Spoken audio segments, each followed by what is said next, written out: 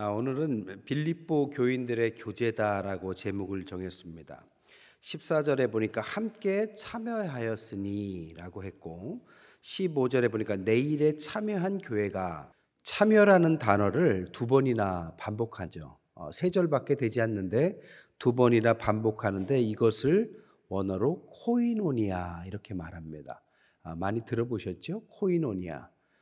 이 코이노니아는 교회가 해야 될 5가지 직무 중에 한 가지입니다. 교회라면 이 5가지 일을 한다 할 때 5대 직무가 있는데, 첫째가 뭐냐? 디다케, 다음 세대를 교육하고 장년들도 교육해야 된다. 두 번째는 케리그마, 교회란 전도해야 된다. 세 번째는 디아코니아, 교회는 봉사해야 된다. 구제해야 된다. 네 번째는 레이투르기아, 교회는 예배해야 된다. 마지막 5번째가 코이노니아, 교제해야 된다. 이 5가지가 하나라도 빠지면 안 됩니다. 예배하고 교육하고 봉사하고 나누고 전도하고 하는 것을 교회는 반드시 해야 될 5가지 숙제 같은 것을 5대 직무라고 합니다. 그 중에서 하나가 이 코이노니아 교제입니다. 코이노니아는 그냥 단순히 모여서 논다라는 의미가 아닙니다. 코이노니아는 주님의 공동체가 하나님의 나라를 이루기 위해서 함께 경험하고 함께 배운다라는 의미의 교제입니다. 같이 가서 식사하는 것도 코이노니아지만 교회에서 어울려서 교육받고 어울려서 식사하고 어울려서 같이 하는 모든 것들을 코이노니아다. 교회는 혼자 신앙생활하면 안 됩니다. 그리고 혼자 신앙생활하는 사람을 교회라고 부르지도 않아요. 코로나 때문에 집에서 이렇게 드리다 보니까 그냥 오기도 뭐하고 하다가 집에서 드리는 성도들이 많다고 하는데, 아무리 방송으로 드려도요, 그것은 혼자 신앙생활하는 거기 때문에 코이노니아가 없는 겁니다. 사람은 사람하고 만나면서 좋은 사람, 나쁜 사람, 성숙한 사람, 미숙한 사람이 어울려가면서 깎여가고 하나가 되고 성숙해지는 이 코이노니아가 반드시 필요한 거죠. 하나님도 한 분이 아니십니다. 성부 하나님, 성자 하나님, 성령 하나님. 그 세 분이 한 분이시죠. 세 분이 한 분인 것을 삼위가 일체하다, 삼위일체. 그러니까 하나님도 함께 하면서 이렇게 하나님의 사역을 해나가듯이 우리도 여러 명이서 공동체를 이뤄서 함께 해나가는 것을 코이노니아라고 합니다. 사도신경에서도 성도가 서로 교통하는 것과라고 배우죠. 신앙을 고백하는 거 아닙니까? 성도들은 서로 교통한다. 이걸 코이노니아라고 합니다. 반대말은 분열, 갈등, 홀로 이런 뜻이겠죠. 그래서 성도들은 함께 마음을 맞추고 뜻을 합해가면서 코이노니아로 하면서 교통하고 주님의 공동체를 이뤄가면서 자기를 세워가고 함께 교회를 세워가는 이 모든 것들이 코이노니아라고 말할 수 있어요. 이것은 신약 성경에 많이 쓰인 단어인데, 이 코이노니아는 특히 2가지 측면에서의 교제를 말합니다. 첫 번째는 하나님과 인간 사이의 코이노니아, 교제가 필요하다는 것입니다. 하나님은 일방적으로 우리를 축복하고 우리는 우리끼리 모여서 예배드리는 것이 아니라 하나님도 우리와 교제하길 원하세요. 그래서 하나님은 우리를 사랑하셨고 우리의 인간의 몸으로 이 땅에 내려오셔서 우리를 구원하시기를 주저하지 않으셨습니다. 하나님이 저 멀리 계신 게 아니라 이 땅에 오셨잖아요. 가장 낮은 데로 오셔서 누구나 만날 수 있는 사람으로 자라나셨고 30세까지는 일반 가정의 아들처럼, 가장처럼 자라나시다가 공적 생애에는 하나님의 역할, 주님의 역할, 구원의 역할을 감당하시는 신성과 인성, 성육신을 이루신 분이십니다. 그것이 하나님과 인간 사이의 코이노니아, 원하시는 것을 뜻하는 것이죠. 또한 성도와 성도 사이도 그렇죠. 교회는 여러 사람들이 모이기 때문에 부족한 사람도 있고 넉넉한 사람도 있고 미숙한 사람도 있고 성숙한 사람도 당연히 있겠죠. 그 사이에서 서로 사랑이 있어야 됩니다. 당연히 성숙한 사람이 미숙한 사람들을 돌봐주고 감싸주고, 오래 계신 분들이 새로운 사람들을 반겨주고, 그리고 익숙한 사람들이 처음 신앙생활을 하는 사람들을 가르쳐주고, 이런 것들을 같이 해야 하는 것이죠. 처음에 교회를 오신 분들은 그냥 교회가 좋아요. 좋아서 오셨으니까 얼마나 좋아요. 그러니까 막 아무 데나 막 앉습니다. 그러면은 또 오래 다니신 분들은 저 자리는 내 자리인데, 저 자리는 누구 자리인데, 그 자리 뺏기면 되게 사랑하라는 말은 좋은데 마음이 뭐 좀 그래요. 꼭 거기 앉나 해서 심한 분들은 어깨를 툭툭 치면서 저쪽으로 가라고 뭐 이렇게까지 한다는데, 그러면 안 되겠죠. 오신 분들이 모르고 그러는 거고, 또 자리가 뭐 이름표 붙여놨습니까? 그런 거 아니면 일찍 오면 뺏기기도 하고, 그러면서 여기도 앉아보고 저기도 앉아보고 하는 거죠. 서로 간에 사랑이 있으면 되는 것입니다. 서로 나누는 것입니다. 서로 교제를 하는 것이에요. 어떤 데서 목사님 간증하신데 그러더라고요. 어떤 교회에 과일 가게가 있는데, 교회를 찾는 분이 이사를 와서 과일 가게 가서 과일 사면서 동네에 어떤 교회가 좋으냐고 물어보더래요. 그런데 과일 가게 다니시는 분들은 있는 분은 교회를 안 다니시는 분인데, 그러면 뭐 교회 어떻게 추천해 줄 수 있냐 했더니 자기는 잘은 모르는데 A라는 교회를 가보라고 하더래요. 그래서 왜 A냐 그랬더니 과일 사러 오는 걸 보니까 A 교회 사람들이 제일 밝더라. 밝다라는 것은 이유가 있는 거죠.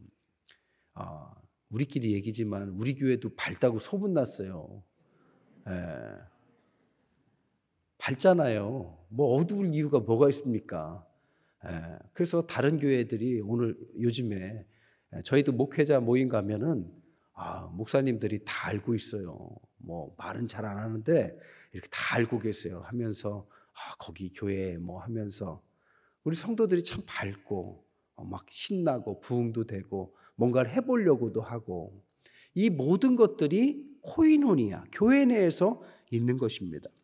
요한일서 4장 12절에 어느 때나 하나님을 본 사람이 없을 때, 그러니까 하나님은 안 보인다, 본 사람이 없을 때 만일 우리가 서로 사랑하면 하나님이 우리 안에 거하시고 그의 사랑이 우리 안에 온전히 이루신다. 그러니까 우리가 사랑하는 모습을 보면 하나님은 안 보이지만 하나님을 볼 수 있다, 이런 뜻입니다. 우리도 볼 수 있고 다른 사람들도 우리를 볼 때 저기는 하나님이 역사하는 데야 라고 사랑하는 모습을 보면 알 수 있다는 거죠. 모든 교회가 다 좋은 건 아니에요. 교회들 사이에서도 또 갈등의 요소들은 여전히 있고, 그럴 때 보면 교회가 항상 밝은 게 아니라 어두울 때도 있습니다. 이게 얼마나 슬픈 일이에요. 교회가 기쁨의 잔치를 매번 벌여야 되는데, 천국 잔치를 벌이는 것인데 와서 그렇게 침울하게 기도만 하고 울다가 기도하다가 하다가 이러면 얼마나 안타깝습니까? 그렇기 때문에 주님께서 우리와 함께 하시는 증거로 코이노니아가 있어야 된다. 이 코이노니아를 오늘 14, 15, 16절에 세 가지로 말합니다. 첫 번째, 이 코이노니아 교제를 14절에는 내 괴로움에 함께 참여하였다. 이 코이노니아는 괴로움에 함께 참여하는 코이노니아가 사도 바울이 말한 첫 번째 코이노니아입니다. 성령 안에서 사도 바울이 교회를 개척하면서 다니는데 얼마나 어려웠겠어요. 바울은 괴로웠을 겁니다. 알지도 못하는 곳에 가서 핍박받으면서, 주님의 능력은 있었지만 사람들의 환대를 받았던 건 아니죠. 줄이고 매맞고 목마르고 헐벗고, 이제는 나이도 들었습니다. 감옥에도 갇혔어요. 동역자들도 때로는 배신하고 떠나간 사람도 있고, 들려오는 소리가 분열됐다라는 이야기도 들려왔습니다. 그리고 죽음은 얼마 남지 않은 것 같아요. 외롭습니다. 이 외로움 속에, 괴로움 속에 오늘 빌립보 교회가 어떻게 해요? 너희가 내 괴로움에 함께 참여하였다. 타인이 즐거울 때 함께 하는 것도 좋지만 괴로울 때 함께 해주면은 그게 코이노니아입니다.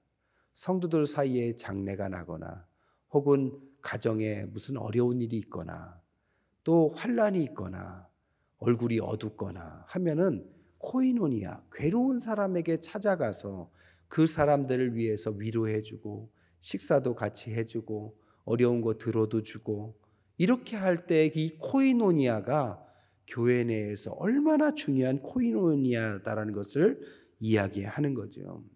당연히 희생이 따르고 대가를 지불하는 겁니다. 하지만 괴로울 때 그렇게 해주면 받은 사람은 자기가 또 회복이 되면 괴로워하는 사람들에게 그렇게 하는 겁니다.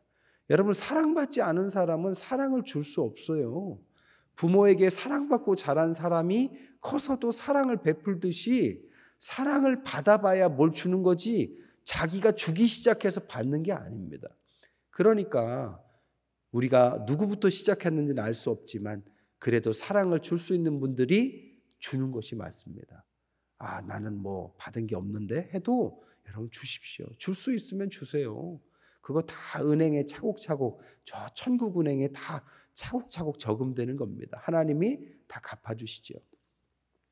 두 번째 15절에는 사역을 주고받는 일을 말합니다. 15절에 보니까 마게돈을 떠날 때 주고받은 내일에 참여한 교회 이렇게 말했습니다.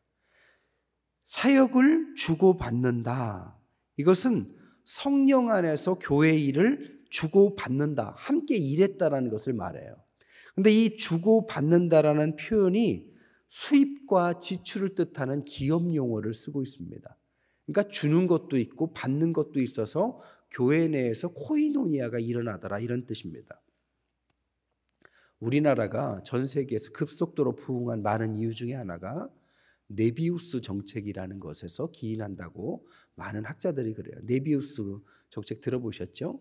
저 중국에서 사역하는 네비우스라는 선교사가 한국에 이제 선교사들이 와서 선교를 하는데 이 선교가 쉽지 않으니까 선배 선교사인 중국 선교사를 불러서 한국은 어떻게 선교했으면 좋겠느냐.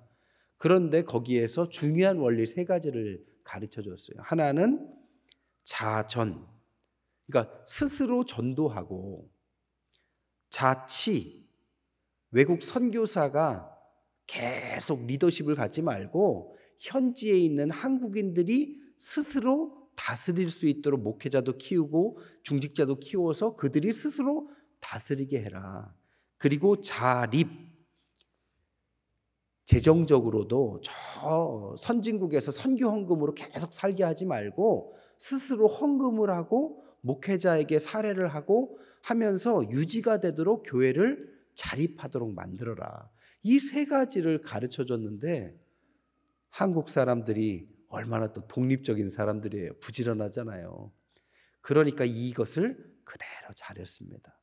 그래서 처음부터 목회자를 키우고 목회자가 어려워도 교회를 자립하게 하고 성도들이 11조 생활과 헌금 생활에 열심을 냈고 교회도 건축하고 이런 일들을 열심히 해서 정말 세계의 유례를 볼 수 없는 부흥과 안정을 빠른 시간 안에 이루었습니다. 잘 설 수 있도록 하는 것, 우리 스스로가 그렇게 독립할 수 있도록 힘을 갖추는 것 참 중요해요. 아프리카는요, 지금도 우리가 도와야 될 나라라고 생각해요. 아프리카 하면 뭘 생각나십니까? 아이가 막 배가 이만큼 나와가지고 물도 없는 데서 막 그냥 그 흙탕물을 먹는.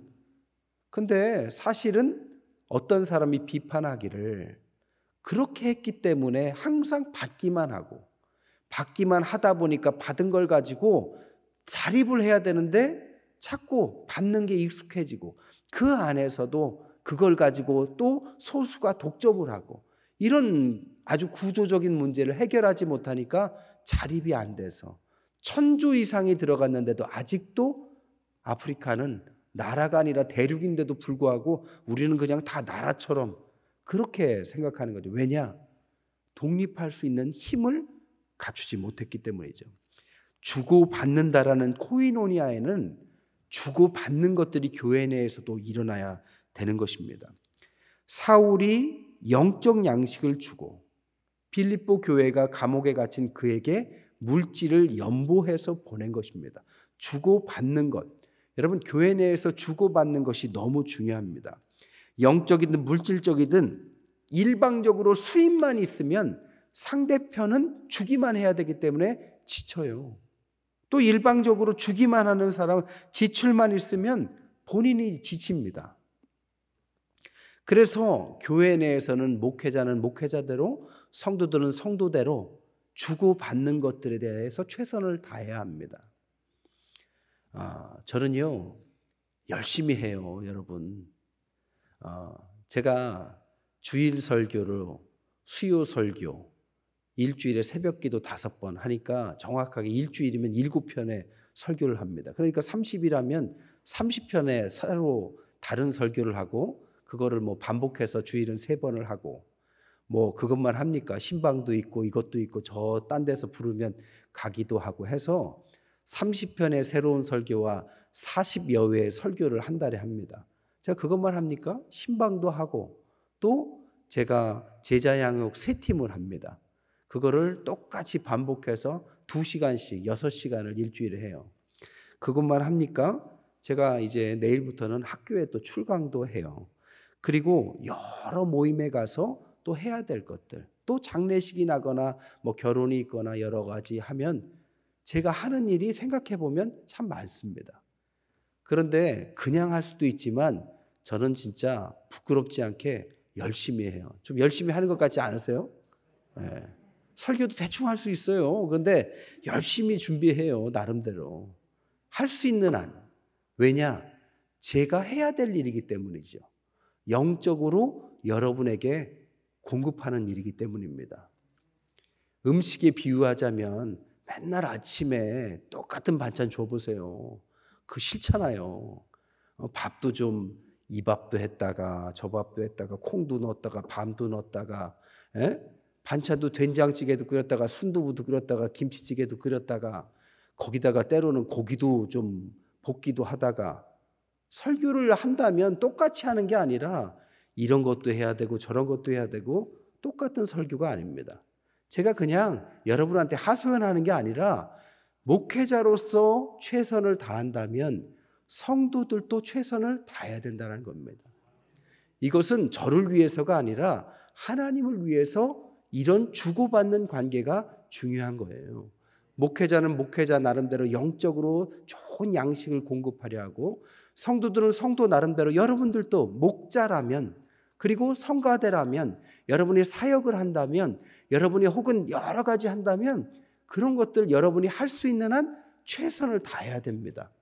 그렇게 서로 간에 최선을 주고받고 해야 지치지 않는 거예요. 다 같이 열심히 뛰면은 기쁘죠. 그 교회는 부흥합니다. 그래서 저희 교회가 부흥하는 거예요. 물론 하나님의 은혜가 있지만 우리 다 같이 밝게 열심히 하고 우리 권사님들 얼마나 열심히 합니까? 우리 장로님들 얼마나 열심히 하는지 몰라요. 막 생계를 막 팽개치고 교회 와서 일하시는 분들도 많고 얼마나 열심입니까? 우리 부교육자들도요. 저 만나서 요즘에 고생 많이 합니다. 교구들도 하고 사역들도 하고 사역도 늘려가고 신방도 죄송한 이야기지만 제가 대신방을 다 할 수는 없어요. 대신방을 또 할 수 있는 시기가 오겠지만 대신방까지 하면 다른 준비를 못합니다. 그래서 교역자들에게 대신방을 부탁하고 저는 새가족들이나 환자나 제가 또 해야 될 신방들을 간간히 또 하고 장례가 나도 제가 다 할 수는 없습니다. 그래서 좀 나눠서도 하고 할 수 있는 한 우리가 최선을 다해서 해서 여러분 요즘에 우리 부교육자들 열심히 하는 거 보이시죠? 확실합니까? 열심히 하고 있어요. 열심히 다 같이 열심히 하는 하나님을 위해서 열심히 주고받고 이 모든 것이 코이노니아라는 겁니다. 그래서 거기에서 열심히 하는 사람들이 만나면 열매가 있고 영적으로 채워지고 시너지가 일어나고 서로 간에 열심히 하면서 주님 안에서 지치지 않고 가는 겁니다. 어느 한쪽만 열심히 하면 안 됩니다. 목회자는 편하게 있고 여러분만 열심히 해보세요.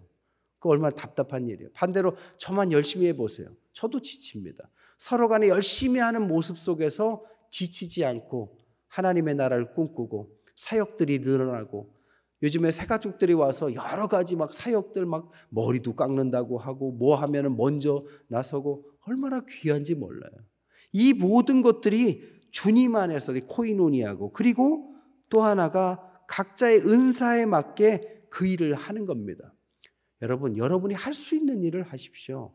해야 되는 일도 하지만 할 수 있는 일, 아껴둘 필요 없어요.